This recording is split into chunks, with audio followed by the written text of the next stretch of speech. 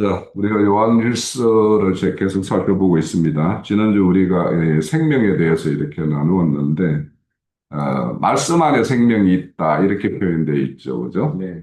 그래서 우리가 어째 보면 순서로 보면 말씀을 먼저 이렇게 살피고 생명을 살펴야 되는가? 아니면 성령이라는 것이 핵심 주제가 뭐예요? 성경이.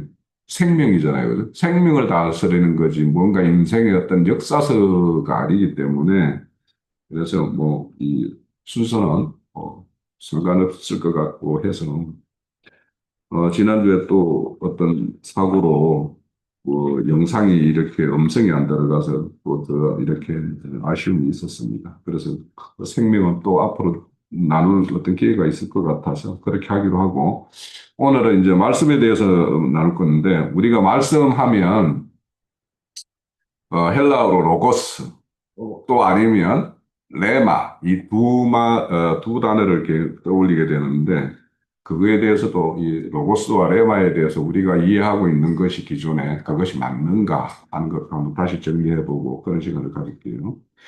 우선 오늘 요한복음 요한 사도가 서신에 예수라는 이름으로 쓰지 않고 그러니까 다른 복음서에 보면은 예수가 어떻게 해서 이렇게 이 땅에 오신 그 내력에 대한 어떤 사전 설명이 있죠, 그죠?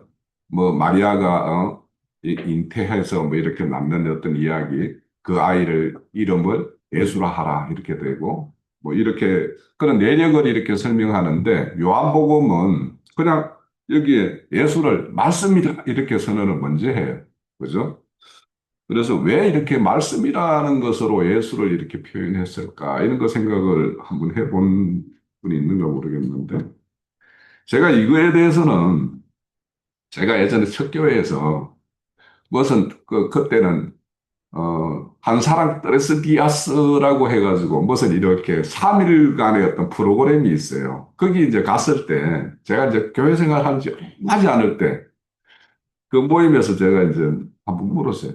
하나님을 어디에서 만나야 돼요? 이러니까 기도 가운데서 만나지 여러 가지 답을 주는 거예요. 그래서 그럴 수도 있겠다 이런 생각이 드는데 그런데 선뜻 그 말이 그렇게 확 와닿지는 않았어요. 근데 그날 이제 하나님을 어디에서 만나야 되지? 뭐 이런 마음을 이렇게 품고 있는데 그날 이제 각자 이제 그 어떤 모임을 다 하고 숙소에 딱 들어가서 성경책을 딱 폈는데 내가 요한복음을 딱 핀 거예요. 그러면서 어? 말씀이 하나님이라고 돼 있는데 그러니까 그 수많은 사람들이 자기 어떤 체험적인 것들 이야기를 했겠지만 성경에 분명히 말씀이 하나님이다 이렇게 선언되어 있는데 그럼 말씀 가운데서 하나님을 만나야지 이렇게 하는 게 정답이잖아요. 그래서 내가 그때 그래서 내가 그때부터 뭔가 말씀에 대해서 알고 싶은 마음도 있고 그렇게 했었는데 그런데 뭐 이 성경 말씀을 이렇게 처음에 이렇게 교회에 참여한 사람들이 성경 읽어가지고 그 내용이 저는 안 들어오잖아요. 그래서 막 죽은 도서를 많이 읽은 그런 계기가 되었고 오늘까지 이렇게 말씀이 무엇인가에 대해서 이렇게 우리가 늘 이렇게 마음에 두고 이렇게 합니다.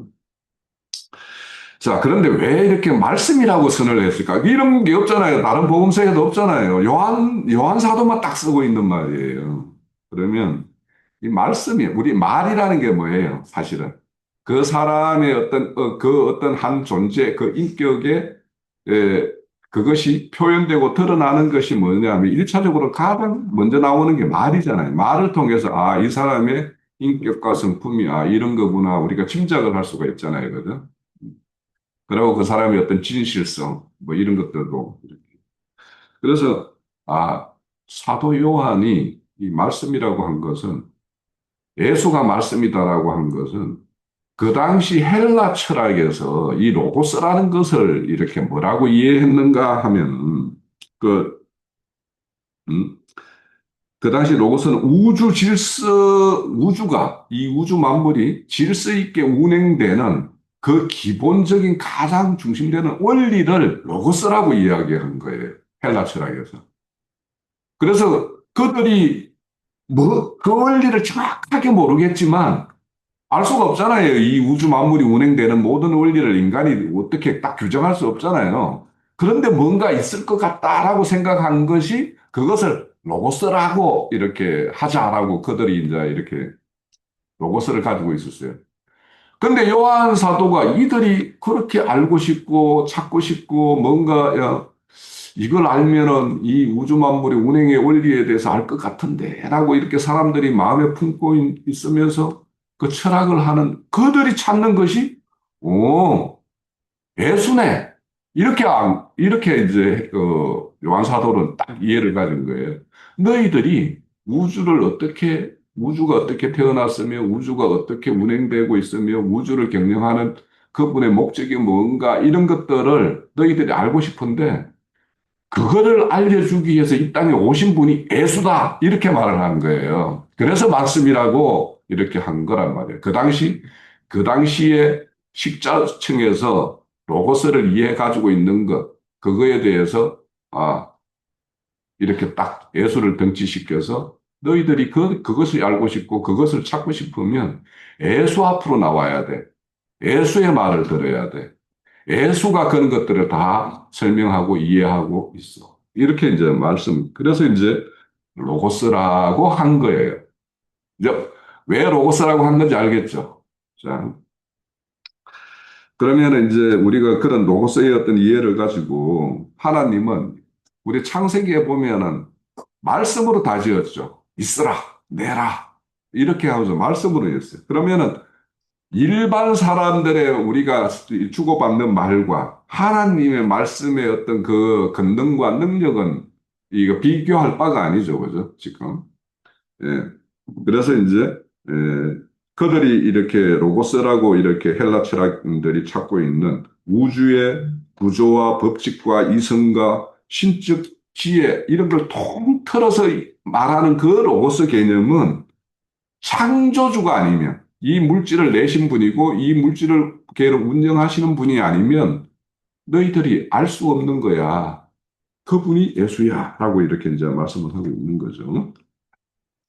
자, 그래서 그런 어떤 차원에서 우리 저 두 자매님들은 내가 그 카톡으로 보내준 거 그거 열어가지고 보면 돼요. 그 요한복음 1장 1절에 보면은 이제 우리가 금방 읽었지 태초에 말씀이 계시니라 이 말씀이 하나님과 함께 계셨으니 이 말씀은 하나님이시라 이 말씀에서 우리가 태초에 대해서는 우리가 처음 이제 살펴봤어요. 태초에 말씀이 계시니라 이거는 뭐야? 근원으로서 말씀이 계시니라 이렇게 말을 바꾸면 되겠죠. 예수님이 창조 이전의 근원으로서 존재하시는 분으로 말씀이 피조물이 아니라 영원한 존재이심을 드러내는 거예요. 그러니까 그 영원한 이 물질계를 모든 것을 있게 하시고 운행하시는 그분이 보이지 않는 분인데 보이는 분으로 오신 분이 예수라는 거예요. 그래서 요한일서에서는 근원으로부터 이렇게 요한복음에는 태초에라고 되어 있지만 요한일서에는 근원으로부터 이렇게 되어 있죠.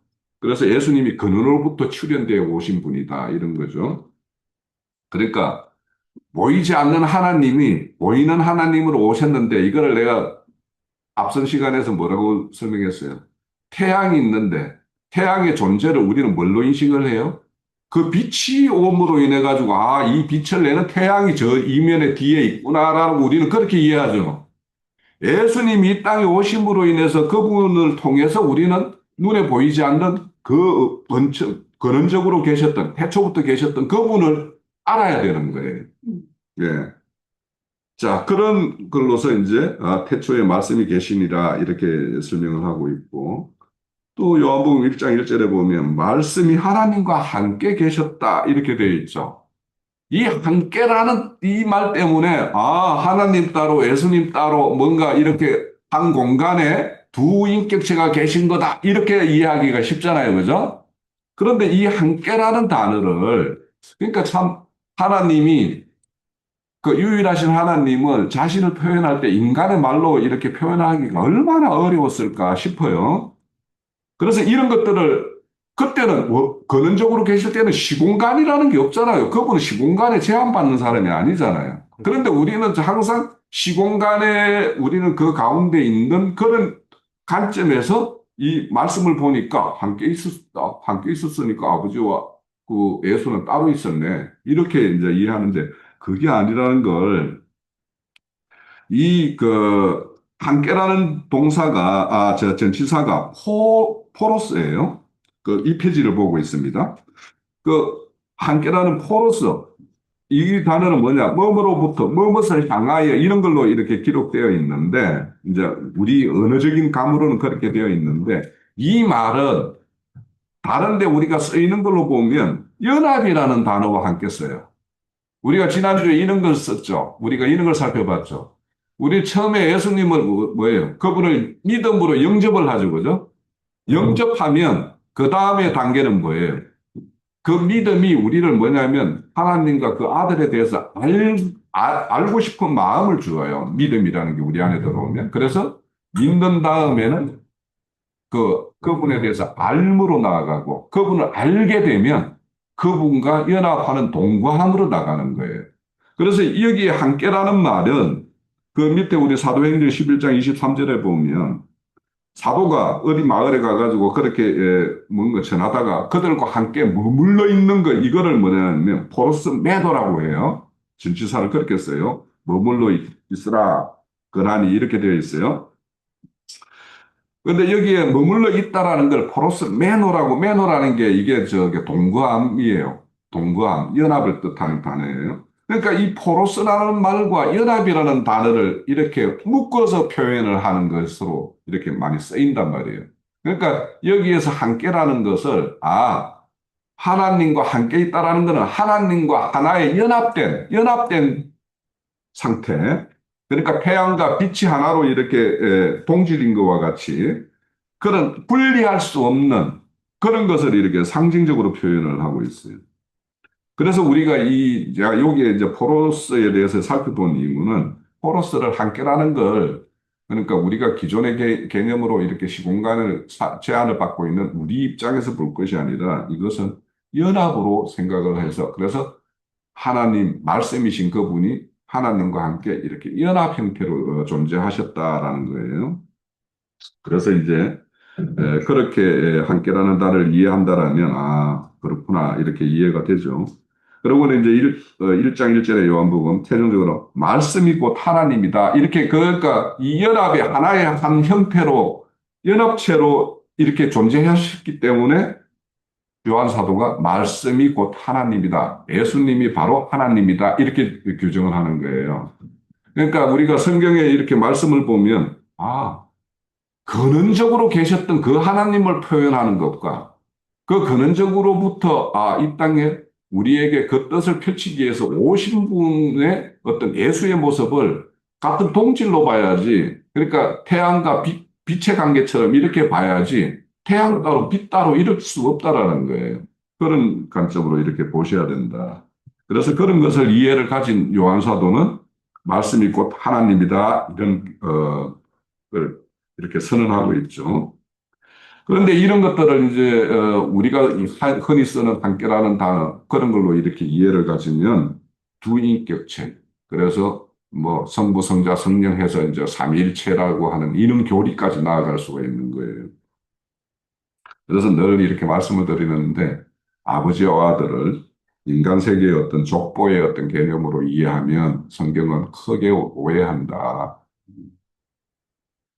자, 사도 요한은 말씀이라는 표현하는 것은 단순히 언어가 아니라 말씀이라는 의미 속에 존재의 근원으로서 모든 피조물을 창조하는 창조 능력을 가지고 계신 분임을 선언하고 있습니다.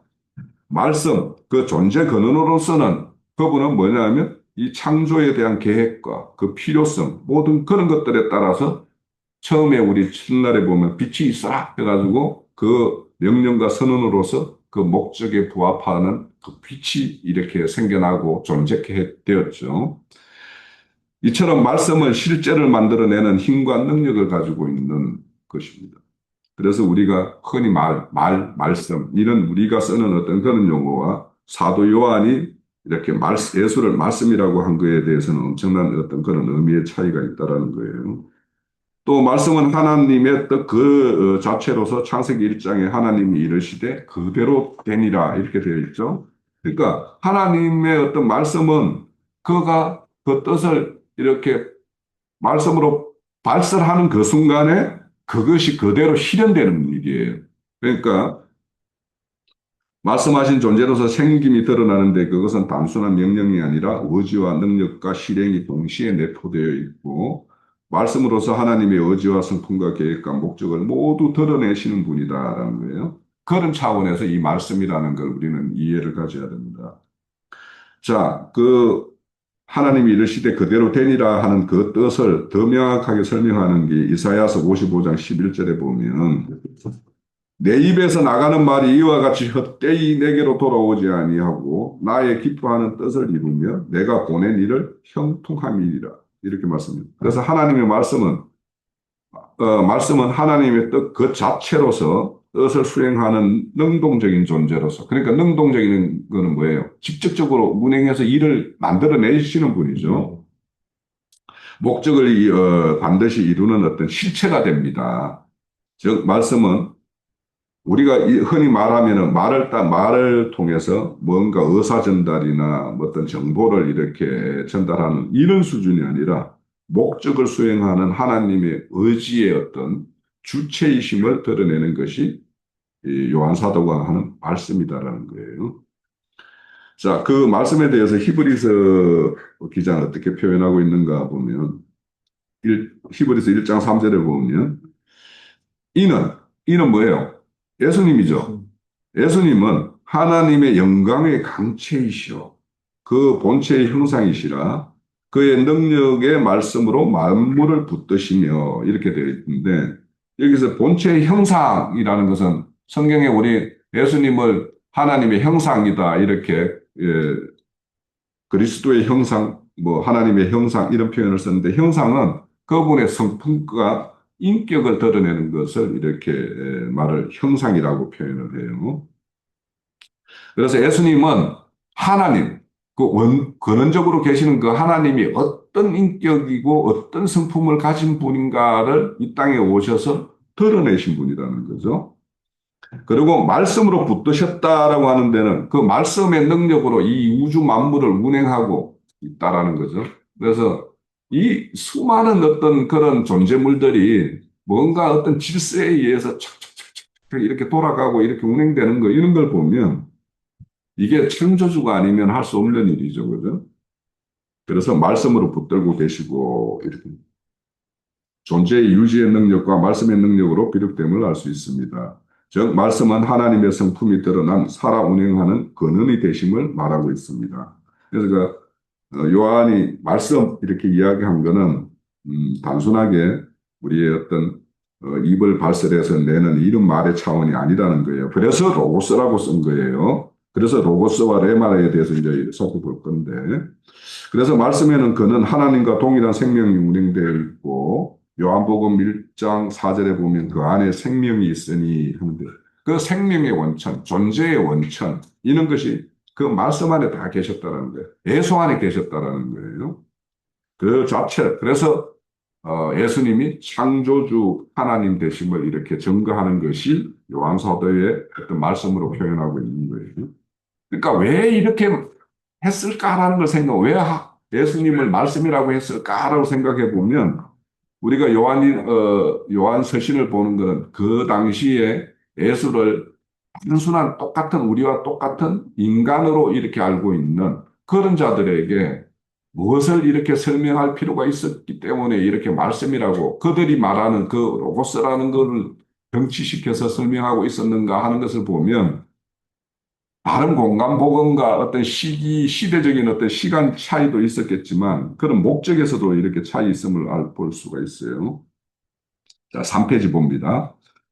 히브리서 4장 12절에 보면 하나님의 말씀은 살아있고 활력이 있고 좌우 날선 어떤 검보다도 예리하여 혼과 영과 관절과 골수를 찔러 쪼개기까지 한다 이렇게 말씀을 해요. 그러면서 마음과 생각의 뜻을 판단하신다 이렇게 되어 있는데 그래서 이 말씀이라는 것이 이 역사 공간에서 어떻게 운행하시는가? 예수님은 육신의 몸을 입고 이 땅에 오셔서 어떤 재정적인 공간 속에서만 이렇게 하나님의 뜻을 펼쳤지만 그분이 육신의 어떤 장막을 벗고 이제 온전한 그 영이 되셔가지고 그 영으로서 역사하는 것이 이제 오늘 우리가 살아가는 이 시대인데 이 시대에 그 말씀, 예수님의 그 영이 예수님 그 어떤 육신의 몸 안에 거기에 갇혀 있었던 그 말씀이 온전히 우리 안에서 이제 운행하는 말씀이 되셨는데 그 말씀이 우리 안에서 어떻게 작동하고 어떤 역할을 하고 있는가를 히브리서 4장 12절에 다 이렇게 드러내 있어요. 그래서 살아있고라는 것은 우리가 이런 어떤 성경 문자를 이렇게 성경 기록된 이렇게 말씀을 볼 때 이것을 단순한 문자나 지식 정보 수준으로 이해하면 안 된다라는 거예요.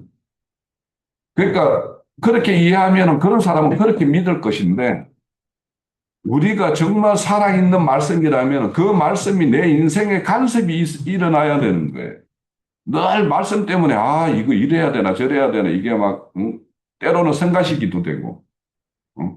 그런 것이 일어나는 거 있다라는 거예요. 그것이 뭐냐면 내 안에 말씀이 있다라는 증거예요. 또 현재 작용되는 생명이라고 말씀합니다. 그리고 활력이 있다라는 것은 단순한 존재가 아니라 활력은 힘을 발휘하는 거죠. 그래서 능동적으로 이 역사 공간에서 그렇게 힘을 발휘하고 있다라는 거죠. 그리고는 이제 찔러 쪼개기까지 한다라는 것은 하나님 말씀은 끝이 아니라 존재의 가장 깊숙한 곳에 이렇게까지 이렇게 관여하셔서 우리로서는 알 수 없는 그 영역까지 그분의 말씀이 이렇게 드러내고 판단하고 하신다라는 거예요. 자, 그래서 정리하면 요한 사도의 어떤 말씀 이꼴 하나님이라는 이 이유는 단순한 어떤 시적인 표현이나 뭐 이런 것이 아니라 예수님은 우리와 같은 피조물이 아니고 영원한 하나님으로서 지금 이 순간에도 이 우주 만물을 운행하는 일에도 말씀으로 이렇게 붙들어서 일을 하고 계시고 또 모든 어떤 창조의 어떤 목적인 모든 인생을 하나님의 어떤 성품과 인격으로 이렇게 덧입히는 이런 일까지도 우리 안에 이렇게 거하면서 이렇게 운행을 하고 계세요. 그래서 말씀은 하나님 자신을 드러내는 어떤 계시성. 그러니까 하나님의 보이지 않는 하나님을 보이는 걸로 이렇게 말씀하기 위해서 이렇게 표현하기 위해서 말씀이다. 이렇게 표현한 어떤 그런 것도 있고 또 예수님은 드러난 그 자체 때문에 요한은 그를 곧 말씀. 그러니까 우리가 빛이 없으면 태양을 인식하지 못하듯이 예수님이 이 땅에 오셔서 그분이 어떤 근원적으로 계시는 하나님이 어떤 분이다라고 우리에게 드러내 주지 않았다라면, 그러니까 그분이 이 땅에 오셔서 말씀으로서 또 어떤 행위로서 어떤 일에 대한 어떤 취하는 태도로서 그런 것들을 보여주지 않았다라면 우리는 하나님이 어떤 분인가를 알 수가 없는 거예요. 그래서 단순히 그렇게 되면 우리가 구약의 하나님을 알듯이 그냥 숭배의 대상으로만 아는 거가 되는데, 그런데 예수님이 이 땅에 오셔서 그 하나님이 어떤 분이다라는 걸 우리에게 보여줬고 알려줬기 때문에 우리는 그분을 인격적으로 그분을 마주할 수 있는 거예요. 그래서 그분을 아버지로 때로는 남편으로 이렇게 맞이할 수 있는 거예요. 그러니까 우리가 왜 예수님이 중보자라고 하는지를 잘 이런 게에서도 왜 예수님을 중보자라고 하실까? 중보자는 뭐냐면 서로의 간격이 있는 어떤 그 두 어떤 존재가 이 중보자가 아니면 연결고리가 없는 거예요. 그래서 예수님이 아니면 실질적으로 우리는 하나님을 피상적으로 구약의 하나님, 내가 이렇게 정성을 들이고 뭔가 이렇게 섬겨드리면 좋아하실 분, 이런 정도로만 알지, 그분과의 어떤 인격적인 만남을 못하는 거예요. 그래서 예수님의 어떤 그런 중보자라는 어떤 위치, 그런 거에 대해서도 우리가 좀 이해를 가지면 좋겠다 싶고요. 자, 3페이지에 보면, 자, 로고스와 레마라에 대한 어떤 차이를 우리가 좀 이렇게 좀 정리할 필요가 있어요. 왜냐하면, 흔히 이제 헬라어를 좀 하고 하는 사람들이 레마 하면은 굉장히 영적으로 깨달아서 아는 말씀을 레마라고 하고, 로고스는 조문과 율법으로 알고 있는 하나님, 그렇게 알면은 로고스로 아는 하나님, 이렇게 이야기하는데 어쩌면 정반대예요. 우리는 뭐 어떠냐면은요. 그러니까 원래 로고스가 있는데 이것을 우리가 영적 깨달으면 레마라고 하는데 그것이 아니라 오히려 레마를 통해서 로고스로 나아가는 것이 이 성경의 말씀이에요. 자, 그걸 한번 설명을 드려볼게요. 그래서 우리 성경에는 보면은 뭐 요한 사도만이 아니라 로고스와 레마라는 것을 말씀과 말에 대해서 이렇게 사용을 하고 있어요.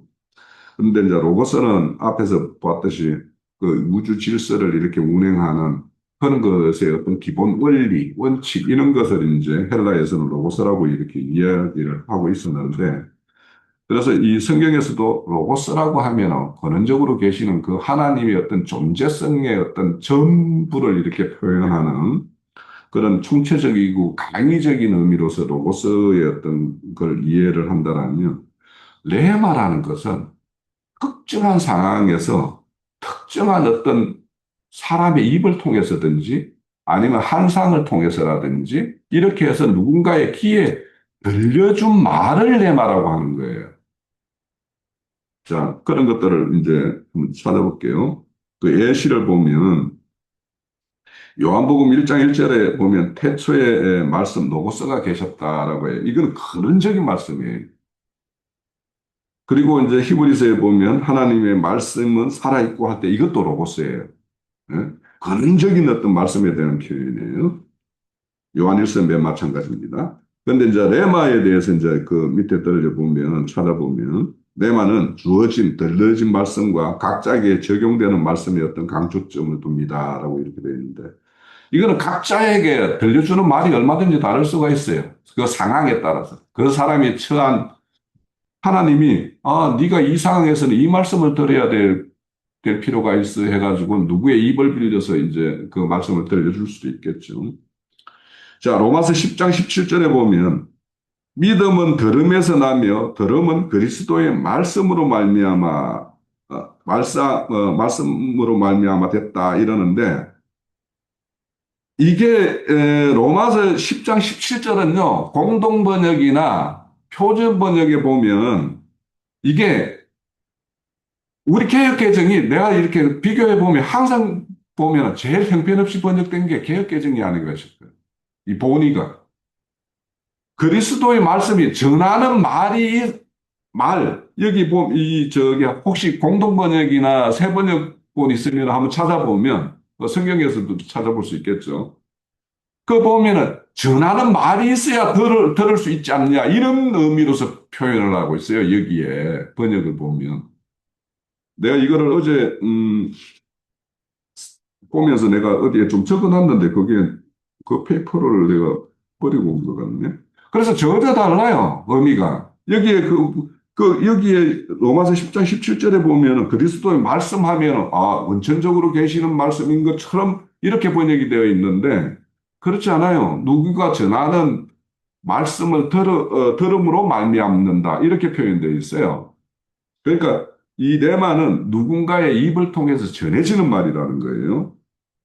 자, 또 에베소서 그 6장 17절에 보면 성령의 금, 곧 하나님의 말씀을 가지라고 하는데 이 하나님의 말씀, 하나님이라는 어떤 그 근원적인 걸 이렇게 붙여놓고 그 말씀이라는 거는 근원으로부터 나온 말씀을 가지라 이렇게 말을 하는 거예요. 그러니까 우리가 가지는 거는 그래서 어째 보면 항상 레마의 어떤 말은 누군가에 의해서 나에게 들려주거나 보여주거나 그런 걸로 인해서 내가 그러니까 각자가 이렇게 가지고 있는 말씀, 들은 말씀 이런 거에 주안점을 두고 있다라는 것을 이렇게 표현할 때 써요. 또 마태복음 4장 4절에 보면 하나님이 떡으로만 살 것이 아니요 하나님의 입으로부터 나오는 모든 말씀이죠. 입으로부터 이미 발설되어서 누군가에게 의해서 들려진 말씀으로 살 것이요. 이렇게 돼 있는 거예요. 그러니까 우리가 지금 레마라고 말에 대해서 기존에 가지고 있는 이해하고는 좀 차이가 있죠. 네. 나중에 이제 더 들어보면 알 수 있어요. 자, 레마는 특정 상황에서, 그래서 레마라는 것은 어떤 특정한 배경이 있는 거예요. 사건이 있고. 어? 그래서 특정한 상황에서 주어지는 직접 구음, 입을 열어서 들려주거나 또는 환상 가운데서 주관적으로 체험하게 되는 어떤 말씀을 개인에게 이렇게 임하여 이렇게 적용되는 어떤 그런 걸로 표현되는 것이 레마다. 강조점의 차이에서 로고스는 인격적인 자기 계시, 그러니까 하나님의 본질적으로 가지고 있는 뜻과 의사성을 이렇게 표현하는 데 중점을 둔다라면, 내 말은 누군가의 입을 통해서 선포된, 발설된 말 그 자체에 초점을 두고 있다라는 거예요. 로고스로 지칭하는 대상으로서는 그리스도 자신을 이렇게 표현하는 것도 있는데, 이제 성경의 대부분은 로고스라고 하면 그리스도 자신에 대해서 이렇게 본질적, 근원적, 건천적 이런 표현일 때 이렇게 쓰는데, 뒤에 가보면 하늘적으로 그렇지 않은 경우도 있다라는 거 내가 예시로 뒤에 드러났어요. 그것도 한번 봅시다. 그래서 로고스는 단순한 메시지로서 하나님의 말씀이 아니라 우주를 창조하신 생명의 근원 자체이자 육신이 되신 인격의 어떤 말씀을 뜻합니다. 이에 반해서 레마는 특정한 말씀이나 선언이기에 그리스도에게도 일반 사람에게도 적용돼요. 레마라는 말은. 자, 그래서 그런 것들을 이렇게 로고스와 레마가 서로 겹쳐서 표현되는 이런 것들을 한번 비교해 보면 좀 더 이렇게 드러날 거예요. 내가 베드로전서 1장 23절을 이렇게 언급해 놨는데 그 말씀을 읽어볼게요. 너희가 거듭난 것, 그것은 썩어질 씨로 된 것이 아니요. 그러면 거듭난 것은 뭘로 됐냐 하면 레마의 말씀으로 거듭난다라는 게 아니에요. 여기에. 그래서 거듭난 거는 로고스의 말씀으로 거듭나는 거예요. 그러니까 우리는 내 말을 통해서 로고스에 접근되어야지 그게 거듭나는 거지. 그냥 누군가의 말씀을 통해서 막 입으로 들려주는 소리를 통해서 아, 하나님의 뜻이 어떤 것이다. 하나님의 의사성은 어디에 있다. 이런 것들로 나아가지 못하면 그 사람이 거듭난 사람이 아닐 수 있는 거예요. 썩어질 씨로 된 것이 아니요 하나님의 살아있고 항상 있는 말씀으로 된 것이라. 그러니까 우리가 거듭난 것은 뭐라고 그래요? 하나님의 살아있고 항상 있는 말씀, 그게 뭐냐면 로고스예요. 그러니까 우리의 거듭남은 로고스로 된다라는 거예요. 베드로전 사도가 말을 해요. 근데 이 로고스를 우리는 뭘로 접근을 하느냐? 그 내가 이어지는 1장 25절에 보면 너희에게 전한 복음이 이 말씀, 여기는 뭐냐? 내 말이에요. 그러니까 복음으로 사람 귀에 들려주는 것은 레마예요. 그죠? 레마를 통해서 로고스로 접근이 되어야지 그 사람이 거듭난다라는 거예요. 그러니까 우리가 얼마나 이게 거꾸로 이해하고 있냐라는 거예요. 로고스가 있는 것을 레마로 이해해야지 이것이 참 깨달음이다 이렇게 이해하고 있는데 그렇지가 않다라는 거예요. 거꾸로 해요. 우리는 들려주는 어떤 누군가 입을 통해서 들려주는 말씀을 통해서 그 근원적인 하나님으로 나아가야죠. 빛을 통해서 우리는 태양으로 나아가야지 빛에 머물러 있으면 안 되는 거죠, 오히려. 그죠? 똑같아요. 같은 복음을 두고서도 로고스와 레마로 이렇게 사용하는데, 그런데 23절의 경우는 하나님의 어떤 자신의 근원적 본질과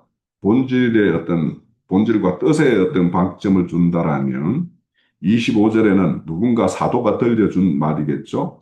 그 말을 통해서 로고스와 레마의 어떤 미묘한 차이를 우리는 확인할 수 있어요.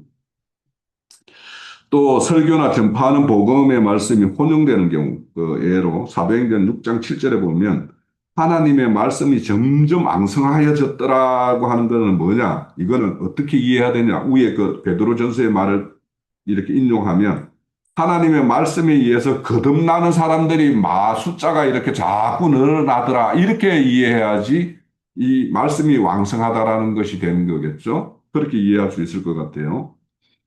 그리고 이제 사도행전 10장 44절에 보면 베드로가 이 말씀을 할 때 이건 뭐냐? 고넬료 집에 가가지고 말씀을 이렇게 전하는 거예요. 베드로 사도가 고넬료 집안에. 그때 이 말은 뭐야? 내 말하고. 그러니까 베드로 사도가 입을 열어서 복음에 대해서 전하는 그런 말을 표현할 때는 내 말하고 표현하는 거예요. 그러니까 레마라는 게 특별한 게 아니죠. 누군가 입을 통해서 전달된 입을 통해서 나온 말을 레마라고 하는 거예요. 그런데 우리는 레마는 특별한 깨달음의 말씀 이런 걸로 이해를 가지고 있었잖아요. 그러니까 그 이해하는 것도 딱 한 구절로부터 그런 것 같아요. 내가 너희에게 이런 말이 영이요 말이 영이요 생명이라고 할 때 그 말이 레마로 돼 있어서 예수님이 불러줘서 깨달은 말씀이 영이요 생명이다. 이렇게 그 한 구절로 나는 거의 레마를 깨달은 말씀, 생명의 말씀 이렇게 이해했다라고 생각을 해요. 그렇지가 않은 걸 이따가 이제 살펴볼 수가 있어요. 자, 그래서 이제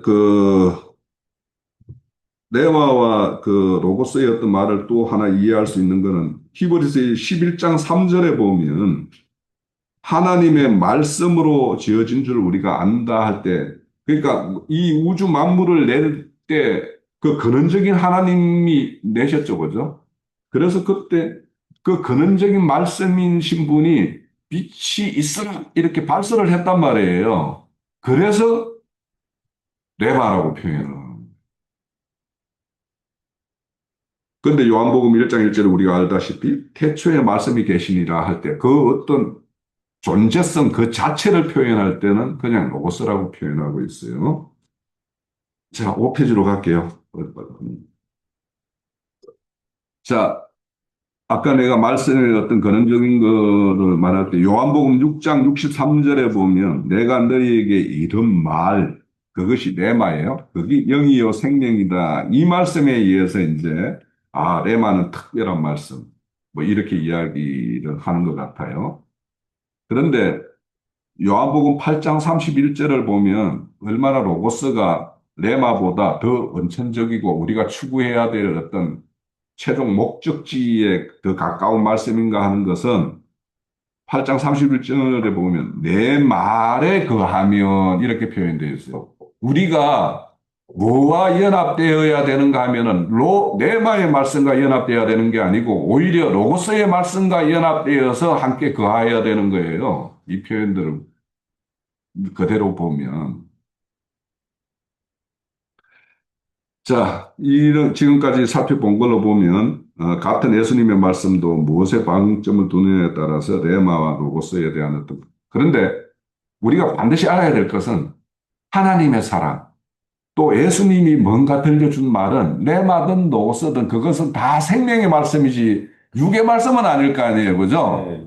그러니까 누구의 입에서 나왔냐에 따라서는 그 레마가 영의 말씀일 수도 있고 오히려 육의 말씀도 있을 수 있는 거예요. 레마라는 것은 사람의 말에. 그러니까 육적인 사람이 입을 열어서 말을 내면은 그거는 다 그 사람을 통해서 나온 레마는 육의 말이 되는 거고 영에 속한 사람이 입을 열어서 내면 다 영의 말이 되는 거예요. 그것이 기준이지.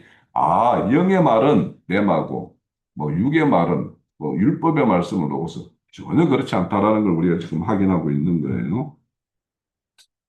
자, 그 레마와 그 로고스의 용례를 이제 쭉 살펴볼게요.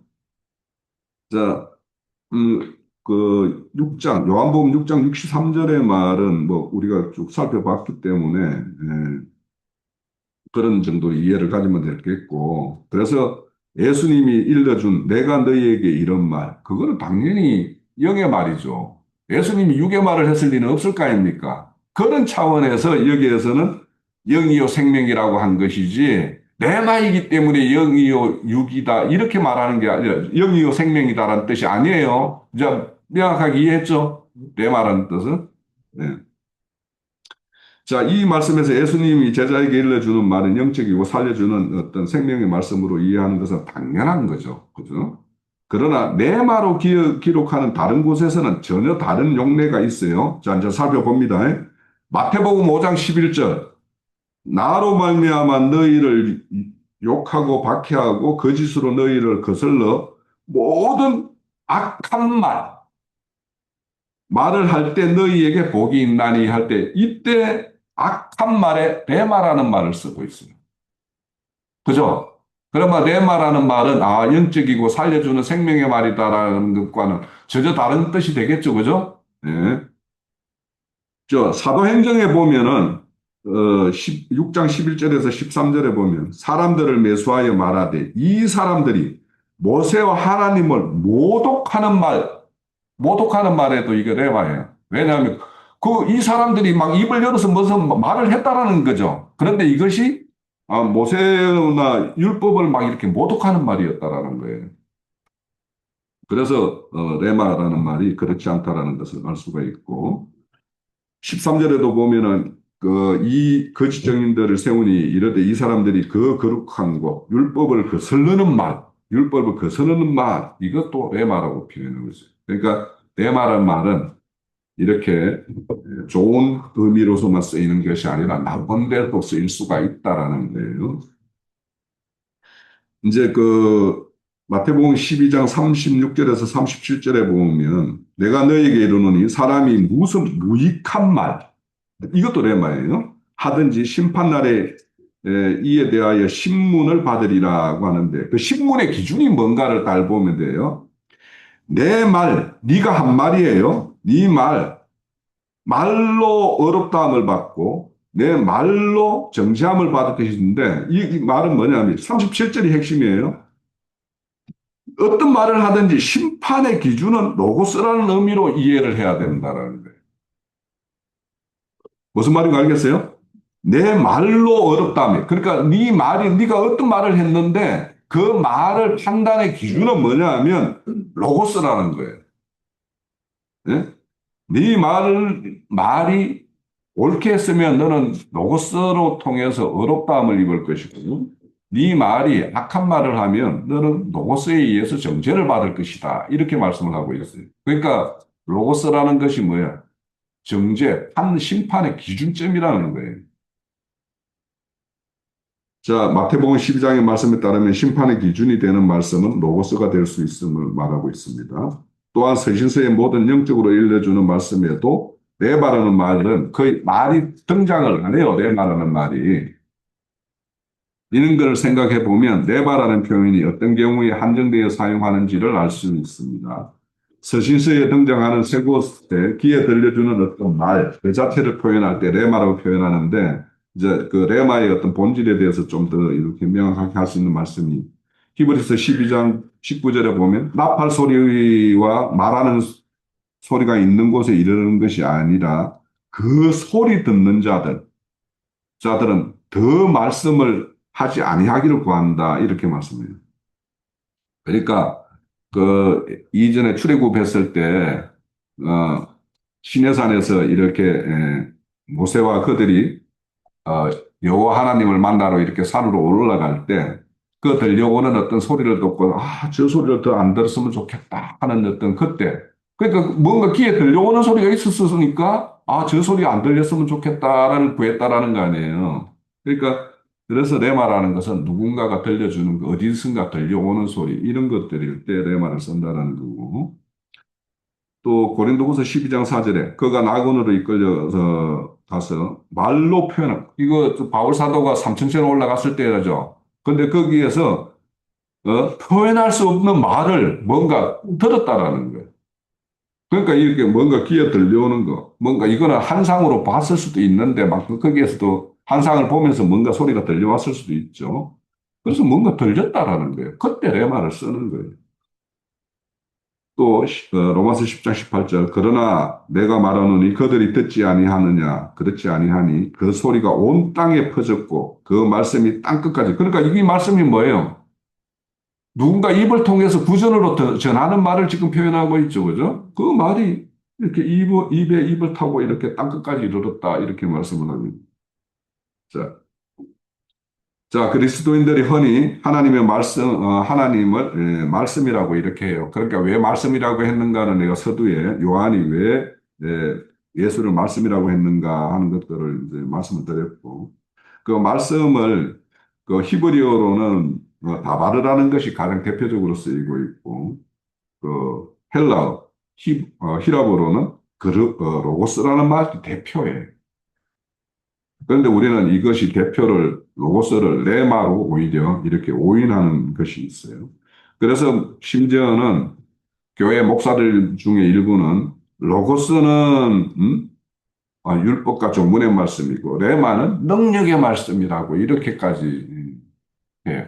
그러니까 이게 얼마나 이 로고스와 레마에 대해서 근원적으로 오해하고 있는가 한 것을 우리가 잘 알 수가 있어요. 자, 그래서 그 밑에도 이제 그 로고스와 레마에 대해서 이제 쓰임에 따라서 그런 부연적인 어떤 그런 예시들을 들고 있었는데 지금까지 우리가 살펴본 것만 해도 로고스가 어떤 것이고 레마가 어떤 것인가 하는 거는 충분히 이제 이해를 했으리라고 봐요. 자, 또 그 마지막 그 6페이지 끝에 두 번째 단락에 보면 로고스의 경우도 하나님에게만 쓰냐? 그렇지 않은 경우에 쓰임도 있어요. 다시 말해서 로고스도 하나님의 말씀뿐만 아니라 사람의 말을 지칭하는 데에도 사용된 사례가 있어요. 그 예시로 디모데후서 2장 17절에 보면 저희 말은 독한 창질의 썩어짐과 같은데 할 때 이 저희들의 말 있죠. 말, 저희들이 말. 그 말을 할 때 이것도 로고스로 쓰여요. 그러니까 사람이 뭔가 이렇게 표현하는 말. 그러니까 여기는 어째 보면 하나님, 예수님의 어떤 그런 로고스적인 어떤 개념과 반대적인 사탄의 어떤 로고스, 뭐 이런 걸로 이렇게 쓰인 말로 표현하기 위해서 여기에 로고스로 쓰지 않았을까 이런 예측은 돼요. 그래서 항상 로고스는 하나님에만 적용되는 말씀이다. 라고만 주장하면 성경은 대부분 하나님에 대해서 이렇게 적용해서 말씀을 하고 있는데 그렇게만 봐도 또 이런 말씀 구절이 있다라는 거예요. 요한 3서 8장, 요한 3서 8절에도 악한 말 이렇게 그런 표현이 있는데 거기에도 로고스라고 이렇게 번역이 되어 있다는 거예요.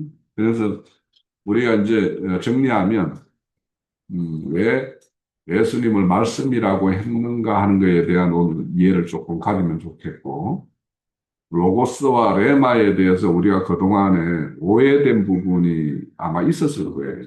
그런 부분에 대해서, 그렇지 않다. 오히려 레마를 통해서 우리는 로고스로 나아가야 되는 것이지, 로고스를 뒤집어서 레마로 나아가는 것이 아니다라는 것을 우리는 오늘 이 말씀을 좀 통해서 그렇게 정리를 했으면 좋겠다. 그리고 꼭 로고스는 종과 율법의 말씀이고 레마는 영적으로 깨달은 말씀이다. 이거는 진짜 큰 오해를 하고 있는 거고. 그러니까 그런 정도로 오늘 좀 이 말씀을 통해서 좀 정리했으면 좋겠습니다. 자, 오늘 일부 집회는 이걸로 마칠게요.